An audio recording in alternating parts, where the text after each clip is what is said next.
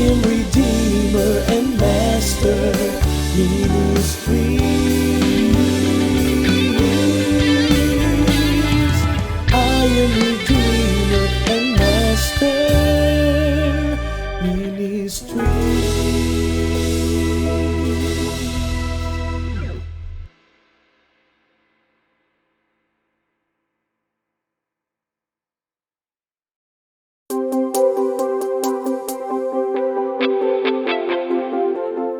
So how many of you are familiar with the 700 Club Asia? All right? So when I was much younger, I used to watch the show, but now I thank God because I'm part of the show, not as a host, not as a guest, pero I am one of the people who work behind the scenes. Well, not really a staff, pero nandun ako sa HR eh. So I work at CBN Asia, and CBN Asia happens to be the producer of the 700 Club Asia. Sino sa inyo yung madalas manood nito? Anong oras nga ho ito? 12 midnight. Kaya pala yung mga nagtaas ng kamay, ang lalaki ng eye bags, ano? Oo, kasi mahilig magpuyat. Pero I think it's worth it naman, no? Okay? So I remember, I mean, for those of you na hindi ganun ka-familiar, so this is a show that's been airing. First, I think it aired on Channel 2 or Channel 7. And then nawala, and then bumalik, naging Channel 7 ulit. So it has been on air since 1995.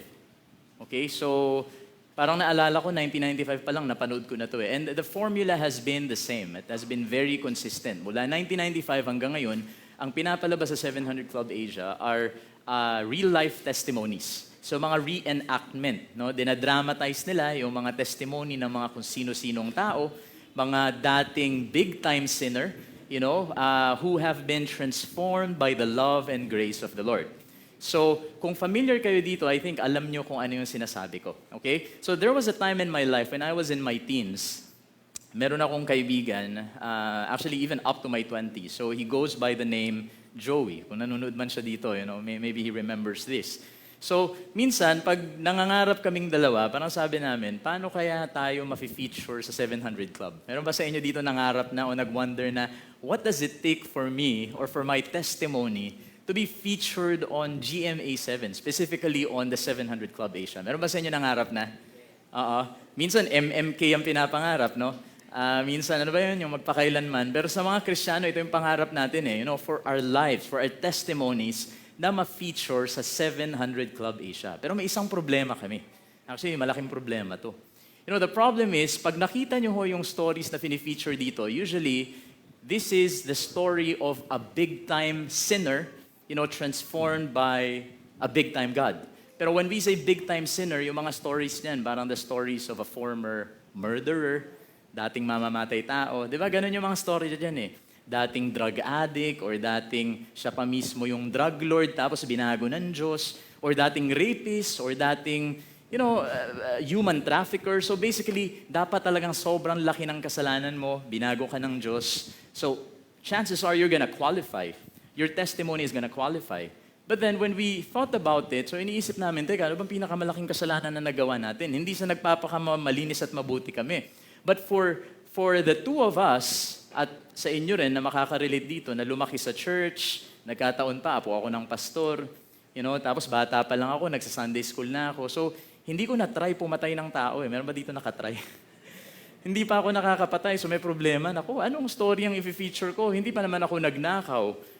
Pwede siguro nangupit sa mami ko ng 20 pesos when I was a kid. Pero sino naman ang manunood ng storya na yon? Dati po akong nangungupit ng 20 pesos sa nanay ko. Binago po ako ng Diyos. Sino naman ang magpupuyat ng 12 midnight para lang manood doon? So, try to imagine. Minsan iniisip ko sa mga conferences, sino ho yung mga pinaka-bumibida na testimony? Di ba yung mga dating mamamatay tao, dating drug addict, tapos binago ng Diyos. So ako, I'm trying to imagine, like, what if I'm in a gathering and then everybody nagsishare ng kanya-kanyang testimony ng kabutihan ng Panginoon, pagbabago ng Panginoon. So meron dating mamamatay tao, meron dating sugarol, meron dating nambubugbog ng asawa, and so on and so forth. Tapos ako, ano sasabihin ko? Dati po akong cheater. Kaso hindi cheater sa relationship, cheater sa exam. So, di ba, sino namang makikinig nun? Sino magsasabi, oh, praise God, dating cheater, binago ng Panginoon. Hindi ho ba? So, I mean, of course, it came to a point na parang sabi namin, siguro wag na natin pangarapin na ma-feature dyan. Parang hindi naman yata tama na Kasi binibiro ako dati nung kaibigan ko, sabi, ano kaya kung gawin na lang natin? Total, papatawarin naman tayo ng Diyos. Patay muna tayo ng isang, naiinis tayo. Tapos magbalik loob tayo sa Panginoon. Siguro, ma-feature tayo sa 700 Club Asia. Of course, it was just a joke, pero talagang nasabi niya yon. And medyo napag-isipan ko kahit papano, but thank God, that we're not that foolish to commit, such a crime. Kanina sabi dun sa kanta, we are criminals. Actually, one way or another, we are. But the point is, pag inisip mong mabuti, does it really take a big-time sinner para masabi na you are lost? Kasi ngayon pag-aaralan natin yung the other son, of the father in the story, sa prodigal son, or the parable of the prodigal son. And kung familiar kayo sa story na ito, so this is a story about two fathers who have two sons. One is the son who left home, nagpakalayo-layo. The other one stayed with the father. But even if he stayed with the father, I think if you look into the story, then you realize that he was just as lost, if not even more lost than the other son. So it's very possible, even for us Christians, na maaaring wala tayong ginagawang sobrang sama, hindi pa tayo nakakapatay. Kung may napatay man tayo, lamok lang, or, kung ano man, hindi pa tayo nagda-drugs or anything like that. But it doesn't really mean that there's no reason for us to be found, that there's no need for us to be found. Because it's possible that you are at home, or you may be very active in the church, and yet you are just lost as a murderer. You are just lost as a rapist. You are just lost as somebody who has tattoos all over his body, which is, by the way, not a sin in of itself. So you see, itong pag-uusapan natin ngayong umagang ito, and if there's one principle na gusto kong, that I want you to take to heart, and this is also the principle na pwede nating makuha sa storya na pag-uusapan natin, it is that you don't need a big sin to be lost within. You don't need a big sin. Hindi mo kailangan ng sobrang laki at garbong kasalanan na dapat nagpasabog ka ng isang community, nanunog ka ng bahay. You don't really have to do that in order for you to be lost. Pwedeng tatahi-tahimik ka lang. Pwedeng ang kanina, tataas-taas ka pa ng kamay. Pwedeng ang minsan, ikaw pa nagpapakanta. Pwedeng minsan nga, ikaw pa nagsisermon. Pero pwede pala na you are just as lost as the people outside the church. And so this morning, I want to submit to you and I want you to consider that you don't need a big sin to be lost within. In Tagalog, hindi kailangan ng malaking kasalanan upang matawag na ikaw ay isang ligaw na tao. Okay? Can you all say this with me? You don't need a big sin. On the outside, pwedeng okay na okay ka. Even your family members think that you're doing just fine and that there's no need for you to repent. Walang kailangan na, talagang magbalik loob ka sa Panginoon because you've been in the church for a long time. But that's on the outside. At alam ng Panginoon what's happening inside your heart. Alam ng Panginoon kung kamusta ang puso mo. And usually that is the basis of the Lord para masabi niya kung ikaw ba ay naliligaw or ikaw ba ay hindi. At ang katotohanan you don't need a big sin to be lost within. So, this morning, before I expound on this any further, I just want to remind everybody that we finally reached the finish line as far as the series is concerned. So, kanina sinabi na ni Ate Nora na ito ang huling linggo ng ating homecoming series. Okay? And natutuwa tayo kasi marami sa ating nagbalik na ng simbahan. Meron siguro sa atin dito na matagal nang nasa simbahan, pwedeng nakaupo lang, nagli-lead, pero nagbalik loob sa Panginoon. So who knows, whatever the case may be, we really praise the Lord because this month, the title of the series has really become a reality dahil marami mga nagbalik loob sa Panginoon. So if you remember, the first Sunday, ang pinag-usapan natin is the parable of the lost son, na mas kilala na parable of the prodigal son. And interestingly, sa atin pagtatapos, as we wrap up the series, we are going to end exactly where we started. So, tatapusin natin ang ating series sa kung saan tayo nagsimula, and that is the parable of the prodigal son. The only difference is that today, this time around, ang pag-uusapan ho natin is not the younger son. Kasi siya normally yung mas sikat. Siya normally yung, yung bunso eh. Siya yung sikat, siya yung star. Laging inuutusan, ganun ba yan, yung mga bunso? Laging pinagbibigyan. Pero today, ang pag-uusapan ho natin is yung panganay. He's not as, widely talked about. He's not as widely preached on. But I think we can, get a great deal of truth from his life. Even though it's just a parable. Of course, hindi ito real life story. But just the same, ito ho ay nagko-communicate sa atin ng isang napakahalagang katotohanan. And one of which is that you don't have to, be a big-time sinner for you to be considered lost. Or in other words, you don't need a big sin to be lost within. Okay? So before pag-usapan ho natin yung older son na ito, gusto ko hong pagbalik tanawin natin. Okay? So the story goes something like, meron hong isang tatay na merong dalawang anak. Okay? So of course, nandun yung nakababatang anak. Siya ho yung pwede nating tawagin na totga. Alam niyo ba yung totga? Ha? The one that got away. Yan. So yung mga hopeless romantic dito, alam yan. So siya yung the one that got away, and I mean it in a literal sense dahil siya po yung talagang lumayas, nagpakalayo-layo. And of course, based on, the story na pinag-usapan ho natin ng first Sunday, alam natin yung nangyari, winaldas niya lahat ng kayamanan na nanamana niya, na hindi pa naman dapat. And then in the end, he found himself in a land na meron ho palang famine, meron hong taggutom. And before he knew it, he had already squandered all his wealth. Nalustay niya na ho ang lahat. And so he ended up doing something that he never thought he would do. And that is ho yung magpakain ng baboy at even worse, kumain ng pagkain ng baboy. Actually, he thought about that. He seriously thought about that. But in the end, alam natin that he came back. And he was welcomed into the arms, the embrace of the Father, and a party was even thrown for him. Pinag-party pa ho siya. You see? So that's on the one hand. Now, on the other hand, we have the other character na gusto ho nating pag-usapan ngayong umagang ito. Ito ho yung panganay na alam ho natin, he is the totdiga. Ano naman yung totdiga? Sige nga, anong hula nyo? Ha? The one that didn't go away. Ayan, okay. Ayan, mga grammar natin, grammar check ha. The one that didn't go away. Kasi hindi naman talaga siya umalis. Diba? He was in the house the whole time. He was working the estate the whole time. In fact, sinusunod daw niya lahat ng utos. Wala daw siyang nilalabag. Nagtatrabaho siya day in and day out. So this is your totdiga. But when we look into the story more deeply, more intensely, then we realize that these two sons are equally lost. In fact, may I submit to you na yung son na nagstay sa bahay na mukhang good boy, and it's not hard to imagine na siguro yung mga kapitbahay pag pinag-uusapan tong pamilyang ito, ang laging reputasyon nung nakakabata, yan yung suwail. Yan yung black sheep.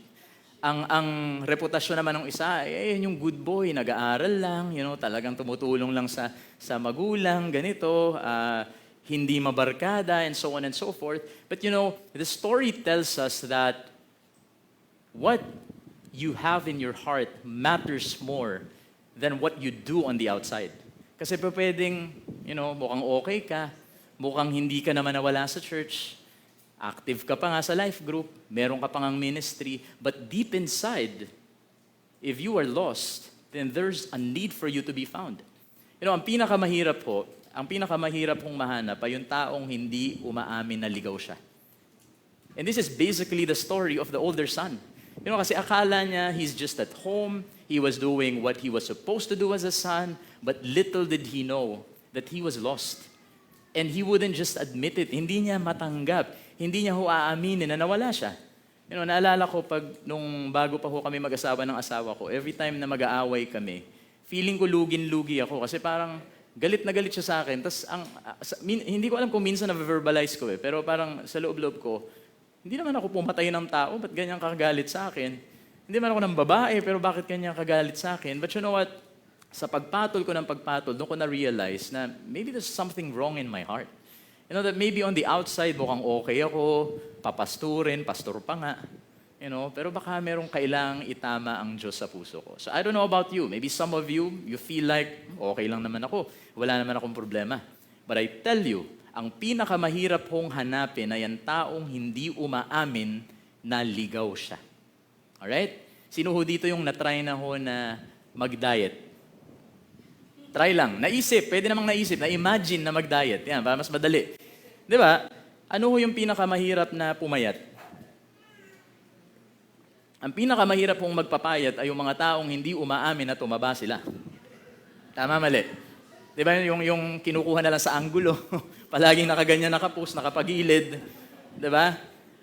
Isa doon sa hindi ko angle yan. So nagpapanggap. Pag nagpapanggap ka, all the more na hindi ka papayat. Ganun din ho sa buhay Kristiyano. Hanggang hindi ka umaamin na naliligaw ka, there is no way that you can be found. So pakitapik ho yung tao sa kanan nyo, pakisabi, tama na ang pagpapanggap, ha? Oo. Huwag nyo nang kurutin at sabihin, mag-diet ka naman. Hindi ganon. Okay, so yaman din lamang na napag-usapan na ho natin yung dalawang characters. Of course, gusto nating mas aralin to. And this time around, we're gonna look into Luke 15, verses 25 to 32. Now, hindi ko na ho kayo aanyayahan ho na tumayo, because this is really a long story. In fact, hindi natin siya babasahin ng tuloy-tuloy, but we're gonna read them in parts rather. Okay? So before that, of course, we want to commit this time to the Lord. So Panginoon, sa umagang ito, Panginoon, i-reveal niyo ho sa aming puso kung kami ba ay nawawala. Kung kami ay nawawala, Panginoon, bigyan niyo kami ng humility na aminin ito at magsabi sa inyo na, Panginoon, nandito kami, tanggapin niyo kami muli. Kung kami naman, Panginoon, na hindi nawawala sa inyong biyaya at meron kaming kakilala, kamag-anak, ka-office mate, kasama dito, Panginoon, sa church na tingin namin ay nawawala, Lord, give us the heart naman that is similar to yours. Help us to feel for the lost ones na instead, Panginoon, of us looking down on them, maisip po namin na minsan kami rin ay nawala at kami ay inyong natagpuan. At ganun din ang plano nyo sa mga taong ito. So we have to be patient, Lord, and wait until such time that they can be found. Lord, sa amin hong pakikinig ng inyong salita, would you please open the eyes of our hearts, Lord, that we may see the wonder of your word. And wala hong ibang mapapakinggan, wala hong ibang mawi-witness dito, Panginoon, kundi ang inyong salita coming out alive. Really piercing through the hearts ng makikinig this morning. And we just want to honor you, Panginoon, sa amin hong pakikinig, sa aming pagiging bukas ang isipan at ang aming puso, Panginoon, sa kung ano man ang gusto niyong sabihin sa amin. Prepare our hearts, Lord God. Prepare our hearts for what you have to tell us this morning. This we pray in Jesus' name. Amen. All right, so let's begin with this part of the story. So pwede ko hubang hilingin na basahin niyo ito.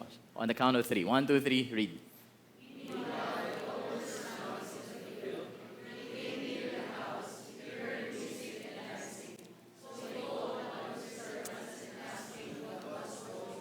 Okay, so para ho hindi tayo maligaw, medyo magbabalik tanaw tayo. So ito yung time na nakabalik na ho yung alibughang anak.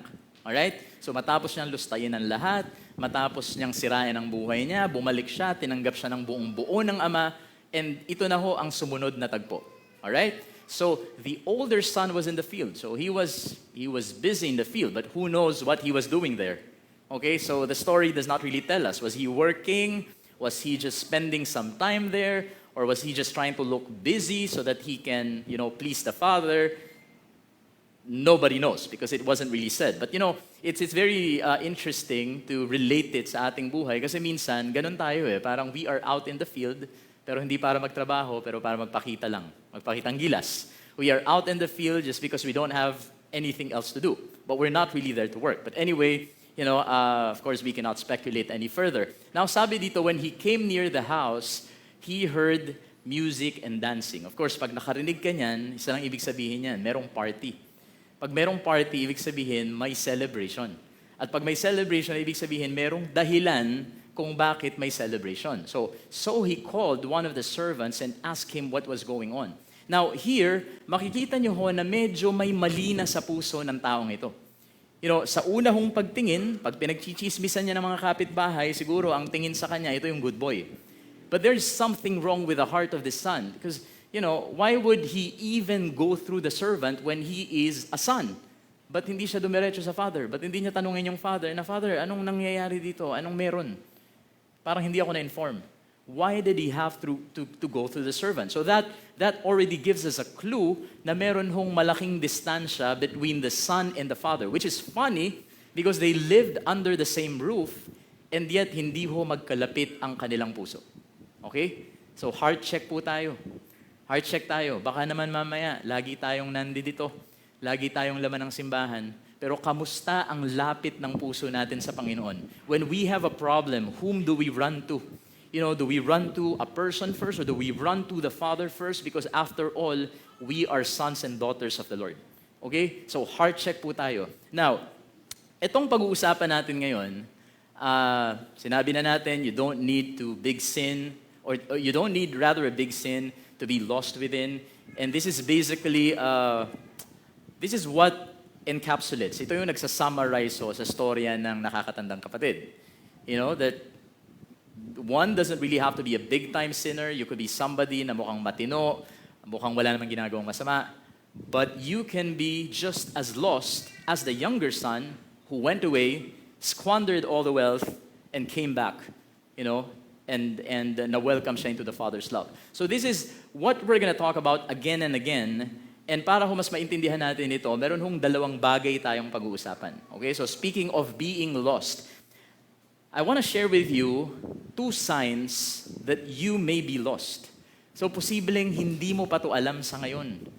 Posibleng nandun ka pa sa stage ng buhay mo na hindi mo inaamin na wala ka. But if these 2 signs are present in your life, then chances are, baka nga ligaw ka rin. So these are the 2 signs that you may be lost. This is what we can get from the story. At ito rin ho yung signs na gusto kong pagtuunan natin ng pansin, and talagang i-meditate natin, ito bang nangyayari sa buhay ko? Okay, so what are these 2 signs that you may be lost? Here's the first. You are likely to be lost when you don't care about how God feels. Alright? Kapag wala kang pakialam sa kung ano ang nararamdaman ng Panginoon, then chances are isa kang ligaw. Hindi mo kailangang pumatay ng tao. Hindi mo kailangang mangalun niya. Okay? Kasi ang problema sa ating mga Kristiyano, even sa mga tao, parang dahil lang hindi tayo pumapatay, hindi tayo nakikiapid, hindi tayo gumagawa ng malalaking kasalanan, ang feeling natin, we're okay, we're just fine. Sometimes kulang na lang sabihin natin, I don't even need a Savior because there's no need for me to be saved because I'm okay. You see? But this is the first clue. This is the first sign. You don't care about how God feels. Now let's take a look at the story. Sabi dito, your brother has come. So it's the servant na tinanong, so siya yung sumagot. Your father has killed the fattened calf because he has him back safe and sound. So yung fattened calf, ito yung pinatabang batang baka. Okay, so when you say calf, ito ay batang baka. Pag sinabi mo na batang goat, ito ay kid. Right? So yun ang tawag doon. So sa Jewish culture ho, especially during their time, kapag naglabas ng fattened calf at nag-serve niyan, ibig sabihin talagang big-time celebration yan. Hindi yan basta-basta may bisita lang na kung sino. Iyan yung nire-reserve for very, very special occasions. Okay? So isipin nyo na lang sa mga nanay dito, ito yung okasyon na nilalabas nyo yung pinakamagagandang pinggan na hindi nyo pinapagamit sa mga anak nyo. It's something similar to this. Okay? Noong time ho na yun, syempre, you have to realize, wala pang refrigerator, di ba? Wala pang refrigerator. Siguro, ang tanging means nila of preserving is salt, but I don't think that would have been enough. Na tipong maglilitsyon sila ng fattened calf, tapos isa-serve yung hindi maubos, ipapaulam uli next week. Of course, hindi ba pwedeng ganun?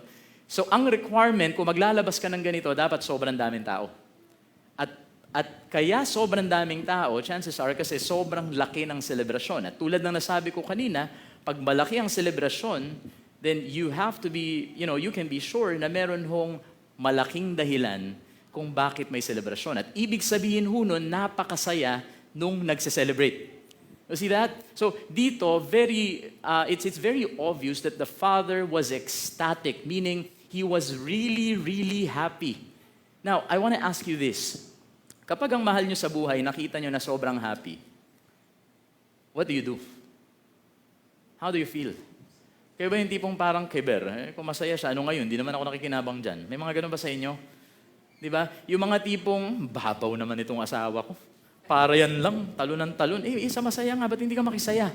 You see, you don't care about the feelings of the people who matter to you. And in the same way, pag hindi ho tayo maingat, pwedeng masaya pala ang Diyos doon. But you just don't care. And sometimes, ikaw pa nga yung naninira ng selebrasyon. Shh. Masaya ang Diyos na bumalik yung tao na yan, pero anong gagawin natin minsan? Bumalik pa.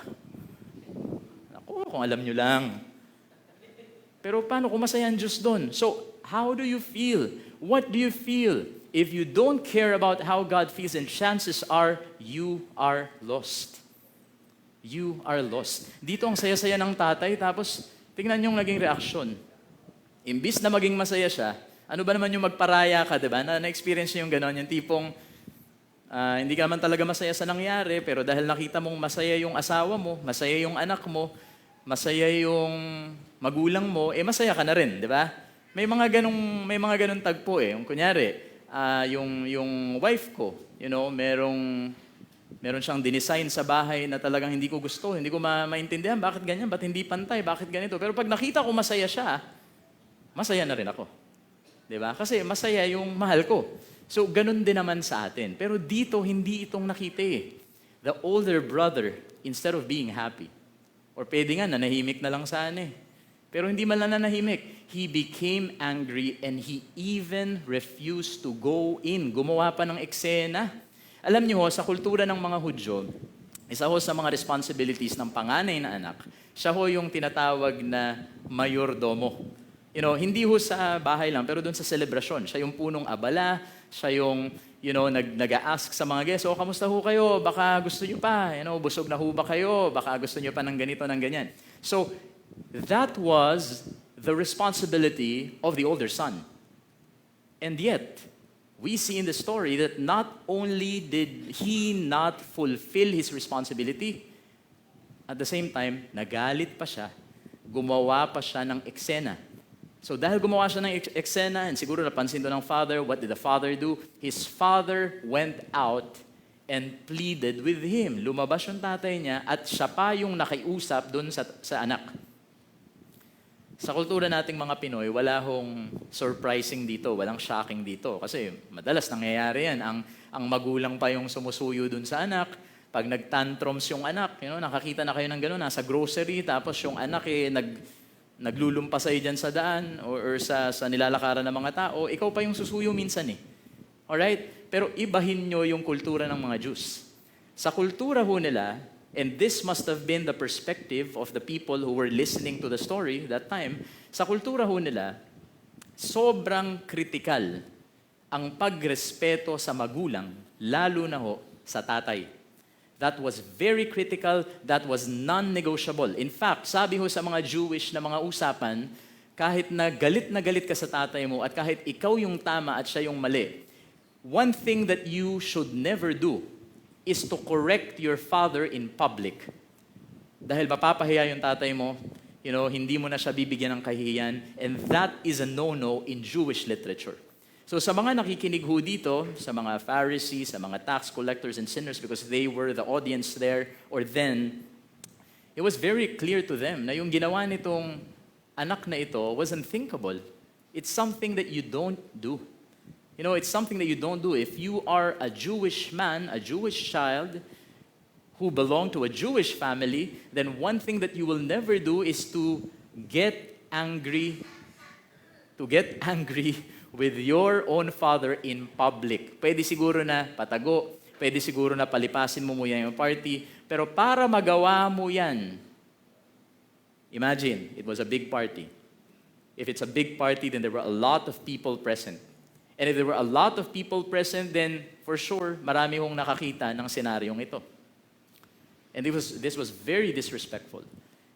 Now, when you think about it, sobrang saya nung tatay, tapos ganito pa yung gagawin. Isa lang ibig sabihin yan. Ibig sabihin, yung anak na ito, bagamat mukha siyang matinong anak, bagamat mukhang hindi siya nawawala, ang katotohanan ho, he doesn't care about how his father felt. He just didn't care. So I want you to ask yourself, alam niyo ba kung ano mga nagpapasaya sa Panginoon? Alam niyo ba yun? Alam niyo ba kung anong nagpapalungkot sa Panginoon? And do you even care to know? And do you even care about how the Lord feels? You know, one thing na makakatulong ho sa atin is to think of the Lord as a person. Alright? Now, medyo maging maingat ho tayo. When I say person, I don't mean to say human being. When I say person, I don't mean to say a flawed person. You know, kasi tayo, pag sinabi natin na tao, syempre, makasalanan, may mga maling diskarte, may maling emosyon, maling naiisip. But that's not what we mean. When we mean that God is a person, it means that He is a personal God. He is not impersonal. Ibig sabihin, di ba, ano ba yung nagsabi nito? Sino ba nagsabi nito? Si FPJ ba yung trabaho lang, walang personalan? Naalala niyo yun? Siya ba yun? Si Rudy Fernandez po ba? O yun, buti na lang, nandito si Pastor. So, sa tao, usong-uso yung gano'n, yung walang personalan. Minsan nga, nakakalungkot kahit sa church eh. Di ba? Ministry lang to, walang personalan. Pero ang Diyos, the God we serve is a personal God. Therefore, walang trabaho lang sa Panginoon. Lahat ay personalan in a good way. You see? And in the same way, when you relate to your brothers and sisters, especially here in church, you can never be transactional.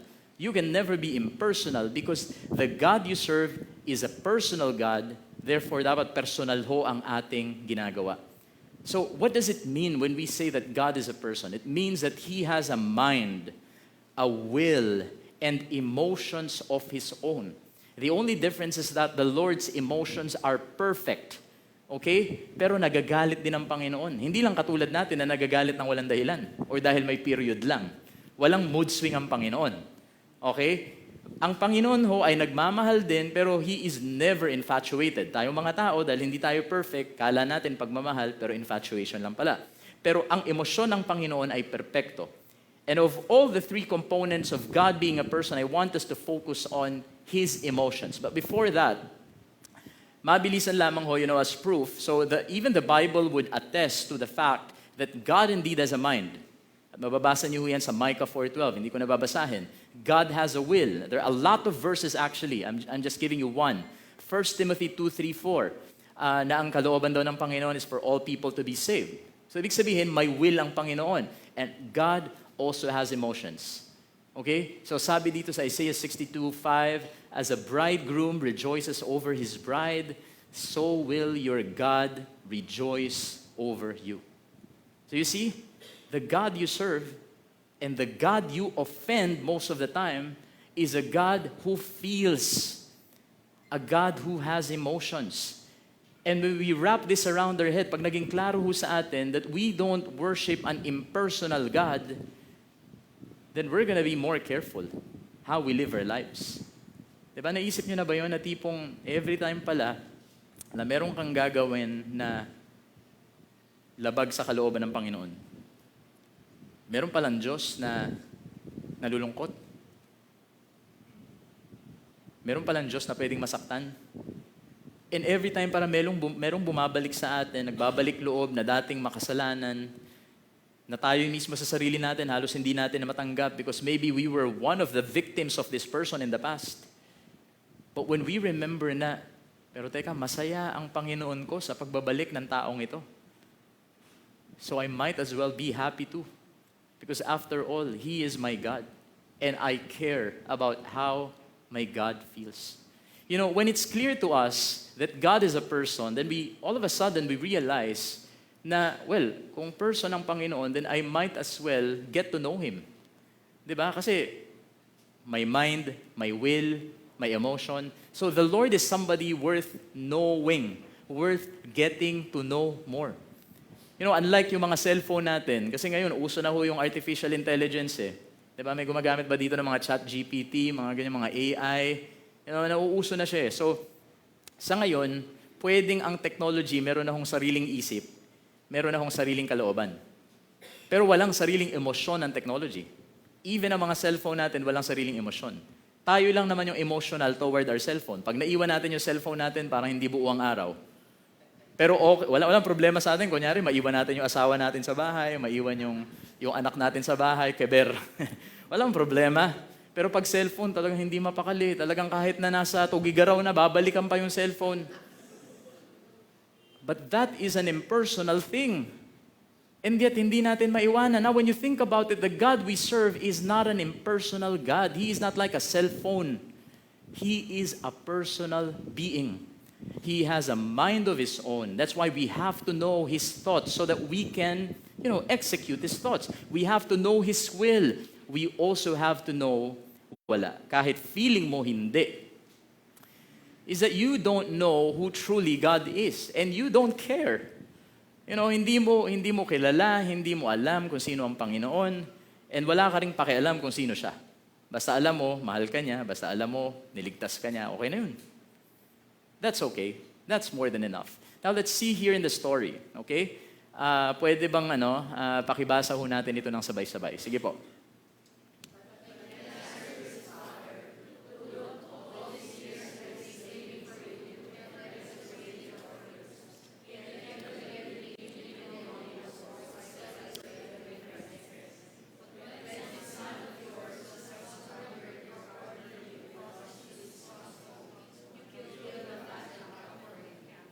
Okay. So, Ama, nakita mo naman, di ba? Parang simula't simula pa, hindi kita iniwan, nagpakaalipin ako sa'yo, lahat ng gusto mo gagawin ko. Never kong sinuway ang utos mo, which by the way is impossible, kasi sa mata ng Panginoon, pwedeng sinusunod mo on the outside, pero kung sa puso mo, labag sa kalooban mo, sa Panginoon, hindi pa rin pagsunod yun eh. Minsan, because there are times that the Lord will understand naman. And then, sabi niya dito, yet you never gave me even a young goat. When in fact, ang hindi nare-realize ng anak na to ay siya ay anak. Hindi siya alipin. Hindi mo siya subject. Pero sabi nga, may kasabihan ho, nahuhuli daw ang isang isda saan? Sa bibig. So pag tinignan nyo ho dito, ang sinabi ng son na ito, that gives you an insight into how lost he must have been. Ang sabi niya ho dito, look, all these years, I've been slaving for you. Hindi ho ito pananalita ng isang anak. Diba, nakakita na ba kayo na kahit ngayon, sa panahon natin ngayon, meron bang gano'n na, Nay, inaalila mo na nga ako. Hindi ho usapan nyo ng anak at ng tatay or ng nanay. So here, you can already see that something is wrong sa kung papaano tinitignan ng anak yung tatay niya. If he considers himself a slave, then chances are, he was looking to the father as a slave driver, not as a loving father. You see? And dito sinabi niya, I never disobeyed your order. So since when na umikot ang relasyon ng isang tatay at anak sa pagsunod lang ng utos? Wala naman kayo sa military. Hindi ka naman subject, hindi naman siya boss. He is your father. Pero sa pananalita ng anak na ito, we already have a clue that there is something inaccurate. There is something erroneous. Meron hong mali sa kung papaano niya tinitignan yung tatay niya. And when you think about it, ganun din ho sa ating mga Kristiyano. Kapag maliho ang pagtingin natin sa Panginoon, then marami hong mga pagkakamali tayong nagagawa, naiisip, nararamdaman, and so on and so forth. Alright? In fact, kung klaro lang sa kanya, that he was talking to his loving father, somebody who loves him, just as much as yung pagmamahal nito sa kanyang nakababatang anak, dapat sana, di ba, parang goat pa talaga yung, sabi dito, yet you never even gave me a young goat. When in fact, he deserved a fattened calf because he was a son and he was equally special. And makikita nyo rin dito, parang sabi niya, hindi mo ko binigyan ng kambing para man lang makapag-celebrate ako with my friends. Talagang friends ang naisip. Hindi man lang sinabi na, so I could celebrate with you. So I could celebrate with my family. So you see, there is something wrong here. Okay? At yung pagkakamali ho na yun ay nagsisimula sa isang maling pagkakaintindi kung sino ang kanyang ama at kung sino siya in relation sa kanyang ama. The same thing goes with us people, with us human beings, with us Christians. Napakalaki ho at napaka-critical ng role na ipe-play ng kung papaano ang pagkakakilala natin sa Panginoon. So, how do you see your Father in heaven? How do you look at Him? How do you perceive Him to be? Kung ano ang knowledge natin ng Panginoon will shape a lot of things in our lives. First, the way we see God will shape the way we see ourselves. Kung ang tingin mo sa Diyos, siya ay slave driver, malamang ang tingin mo sa sarili mo, ikaw ay slave. Ganun lang kasimple yun. Hindi ba? Kung ang tingin mo sa Diyos ay siya ay benefactor, bigay lang ng bigay, o ang tingin mo sa sarili mo, ikaw ay tagatanggap lang. No wonder kaya hindi ka nagbibigay ng tithes. No wonder kaya galit na galit ka sa offering.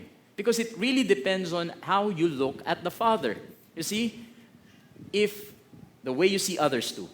Kung ang tingin mo sa Father ay slave driver at tingin mo sa sarili mo, ikaw din ay alipin. O di ang tingin mo sa mga kasama mo, kapwa alipin mo. Hindi ko alam sa inyo pero pag naka-experience na ho kayo ng isang bahay na marami ho ang helpers, usong-uso sa helpers yung nagkakainggitan, nagbibilangan ng trabaho. Di ba yung mga tipong, ako nga, naglampaso na ng ganito. Ikaw tingnan mo itong cellphone lang ng cellphone. Nag-aaway-aaway ho yan. Ikaw nga, dami mong kinain kanina eh. Ako, ganito lang, ganyan lang. Nagbibilangan. Kasi nga, ang tingin nila sa sarili nila, alipin sila at yung mga kasama nila, kapwa, alipin nila. Hindi ba? Pero pag nakita nyo sa mga magkakapatid, sa mga lihito mong anak na nag-aaway-away dahil lang sa fried chicken, dahil lang sa ganito, di ba parang ang sakit sa damdamin, teka, magkakapatid kayo. Hindi nyo dapat gawin yan. Pero kung slave ka, at slave din ang tingin mo sa iba, magkaiba ho ang servant sa slave, then chances are, dyan dumadating yung pag nagbibilangan sa ministry. Ako nga, ito nang nagawa ko. Kami nga, weekly nga kami nagmi-meet sa life group, which is a good thing. But if you see the Father as a slave master instead of a loving Father, then you see yourself as a slave, and you see other people as slaves too, then chances are magbibilangan kayo. And every time they don't measure up to the expectations you set, then dyan dumadating yung nakakatampuhan, minsan nagagalit ka pa, kinakamuhian mo yung iba, and the list of wrong resulting behaviors goes on and on and on. And of course, it can also affect your decisions, where you put your money, saan ka nagugugol ng oras. So it really depends on how you see the Father. That's why it's important that we take the time to understand and to get to know sino ba talaga ang Diyos na ating pinagsisilbihan. Kapag mali ang ating pananaw sa kung sino siya, malamang magiging mali ang pagtingin natin sa ating sarili. Kapag mali ang pananaw natin sa kung sino siya, malamang magiging mali ang ating pagtingin sa ating kapwa. Kapag mali ang pananaw natin sa Panginoon, then malamang magiging mali rin ang ating pamumuhay. Because how you see God will really, determine how you live your life. And so, it's important. And as early as now, I want to plug this. That beginning tomorrow, we're going to start our journey together. So this is what we call the community Bible reading. All right? So beginning tomorrow, we're going to start our journey through the Gospel of Mark. And our goal is to read the Bible from cover to cover para mas makilala natin kung sino ba talaga ang Diyos na pinaglilingkuran natin. That way, we're also gonna know or we're gonna have a better understanding kung sino ba tayo, kung sino ang ating mga kapwa-tao, at kung ano ba dapat ang pamumuhay or ang paraan ng pamumuhay na ipinapamuhay natin. So this is beginning tomorrow. And for the other details, maghintay lamang ho kayo. Mamaya ho, ibibigay namin yung ibang detalye. But beginning August 29, that's a Monday, tomorrow, sama-sama ho tayong matututo. Minsan, sama-sama ho tayong malilito. Pero sama-sama ho na mag-grow tayo in the knowledge of our Father. Okay? Because we don't want to remain lost if we are lost. We don't want to get lost if we still are not lost. We always want to be at home. We always want to be found. And for that to happen, dapat maayos, dapat klaro ang pagtingin natin sa Panginoon. Dahil kung hindi, I tell you, you are gonna be just as lost as those murderers outside the church. As those people. Ano po? Mali po yung date. Okay, sige. So, August 28. So kung paano dapat tama ho ang pagtingin natin sa Diyos, dapat tama rin ho ang date para ho makapagbasa tayo ng sabay-sabay. Okay? Pero kasalanan ko kasi pina-check sa akin, hindi ko nakita. Okay, so but anyway, at least na-capture nyo yun. So, you don't need a big sin to be lost within. Now, as I close, in conclusion, hindi ko alam ang pinapamuhay nyo sa inyong kanya-kanyang bahay, sa inyong kanya-kanyang opisina, but you want to evaluate yourself in terms of these two clues, these two signs. If you don't care about how God feels, and you don't know who God is, and you don't care to know who He is, then I tell you, there is a huge chance, there's a significant likelihood that you are very much lost and that there's a need for you to be found. But the good thing about the Father is that kung sakali man na ito ang pinagdadaanan mo ngayon at totoo ngang wala ka, totoo ngang naliligaw ka, the Father's hug is always available for you. Okay? Now, interestingly, sa atin hong pagtatapos, ang pag-uusapan natin ay kung paano natapos ang bawat storya sa Luke 15. When you remember, Luke 15 has or consists of 3 parables. Okay? So what was the first parable? Sige nga, kung naalala natin. Lost sheep muna. Diba? And then ano susunod? Lost coin. Yung lost sheep, sinermon ho ni Pastor Shem. Lost coin, sinermon ni Pastor Rodel. And then finally, the lost son. Okay? Now, interestingly, pag tinignan niyo ho kung paano natapos ang bawat isa, this is how the parable of the lost sheep ended. So, hindi ko na ho babasahin ang buo, but the point is, it had a clear ending. Nahanap ho yung sheep, nagkaroon ng rejoicing, end of the story. Very clear. Kumbaga ho sa isang pelikula, happy ever after. Okay? Now, pag pumunta ho tayo sa susunod na storya, the parable of the lost coin, the story is very similar, or the ending rather is very similar. So, nahanap ho yung coin, nagkaroon ng rejoicing, end of the story. Very clear. Are you with me?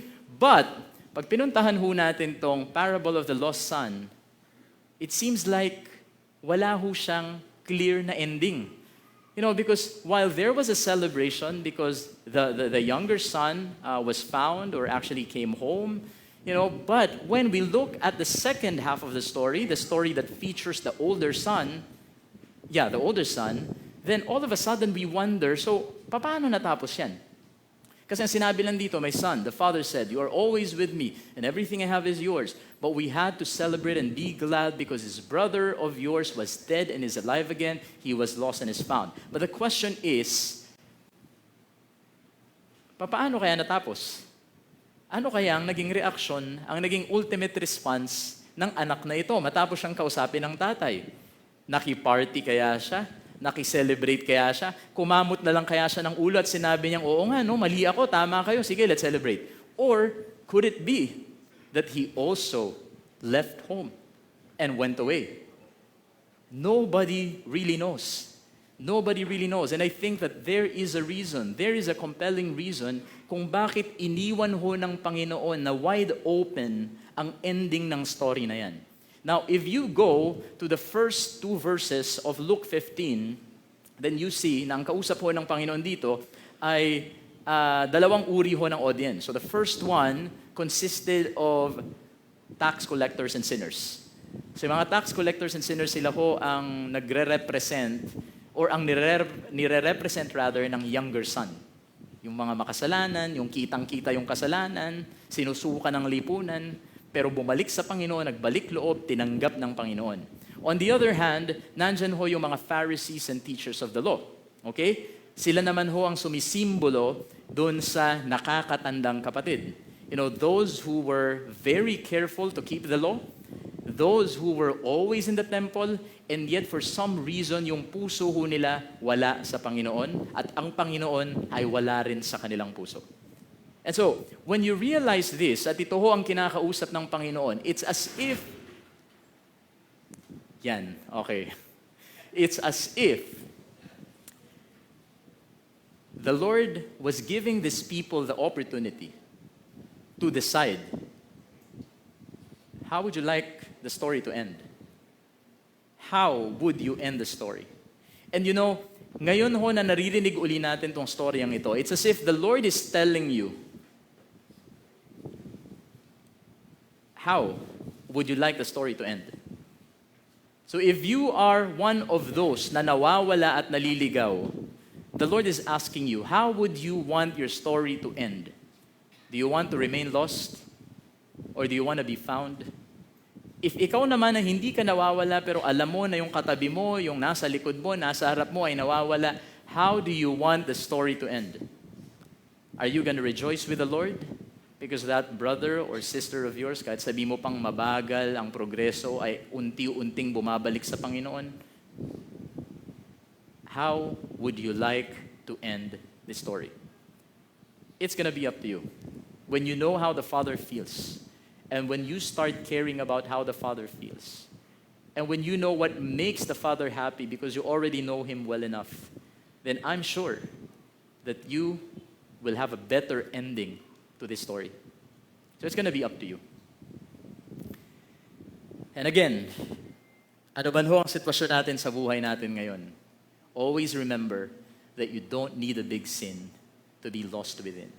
Because when you don't care about the Father's feelings, and you don't care about who He is and who you are in relation to the Father, then I tell you, you can be in this church. You can be very active. It might be true that you're not really, you don't have these vices. Wala kang ginagawang mga sobrang mali. But the reality is, if the two signs are present in your life today, then that means that you are lost. But then there's nothing to worry. Because kahit na yung iba ho sa atin, na-check yung dalawa na yun at nasabi natin na nawawala nga tayo, the Father's hug is always available.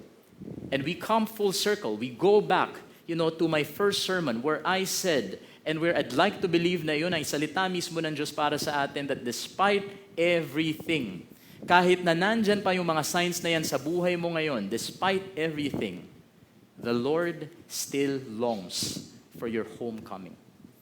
Whether you are lost today or you have been found, you are always welcome. You are always welcome. And you don't need a big sin to be lost within.